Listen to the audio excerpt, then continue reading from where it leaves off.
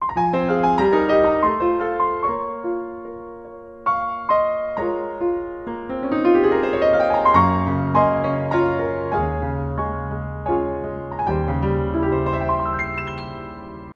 good morning.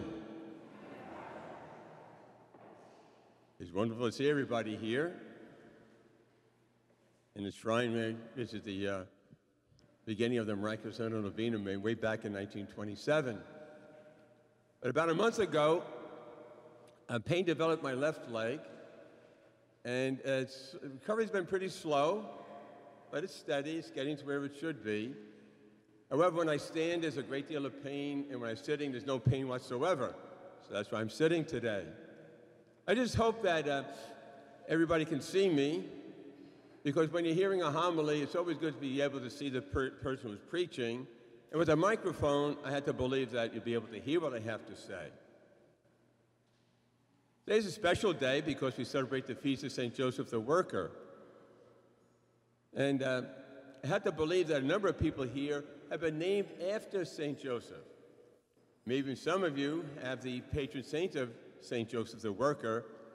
And for all people who are named of St. Joseph, and especially those whose patron saint is St. Joseph the Worker, I ask God to bless you, and that you be able to live your life in such a way that you constantly remind us of the person, St. Joseph the Worker. But in addition to that, today is a very special day for the Shea household. My oldest sister, her name is Muriel, is 92 years old today. A great blessing to our family, as is every one of my sisters. But today is Muriel's birthday. I ask you if you have the time to say a little prayer for Muriel. Because next time I'm speaking to her, I'll mention that, and she'll feel very, very special, which when you're 92 years old, it deserves that.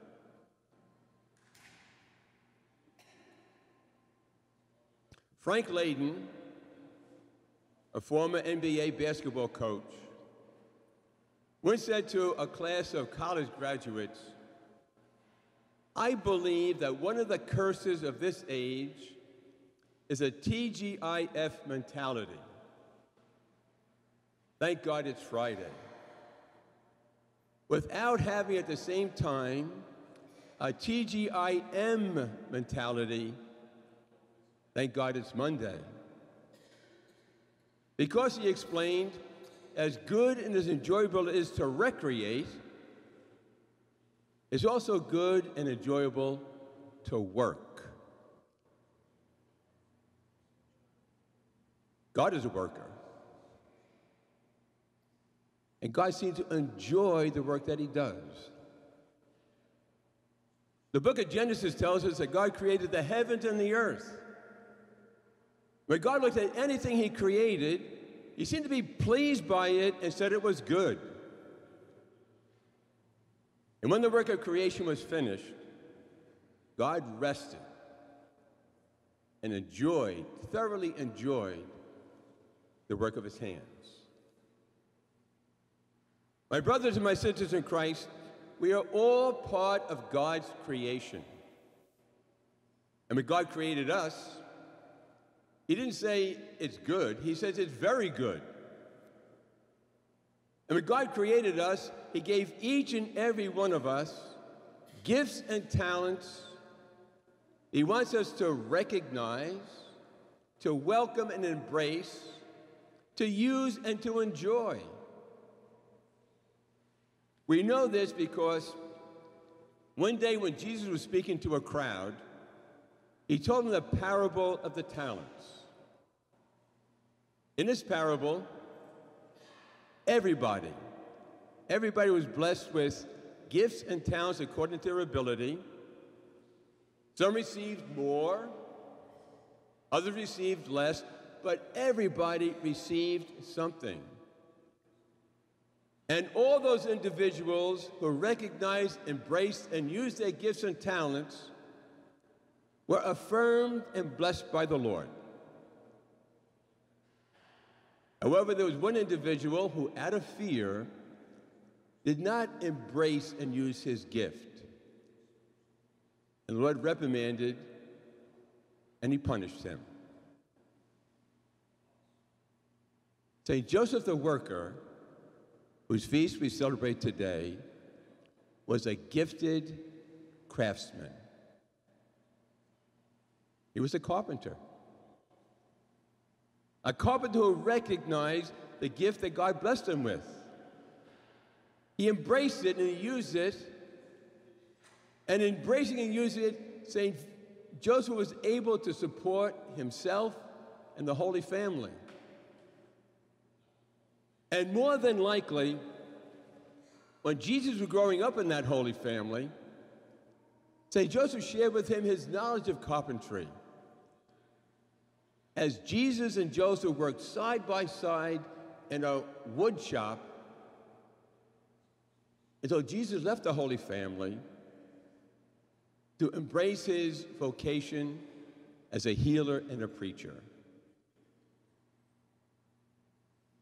My brothers and my sisters in Christ, there is a personal satisfaction when we recognize, embrace, and use our gifts and talents. Those who labor, however, also have the right for a fair compensation for their work. A fair compensation because it's just right and just.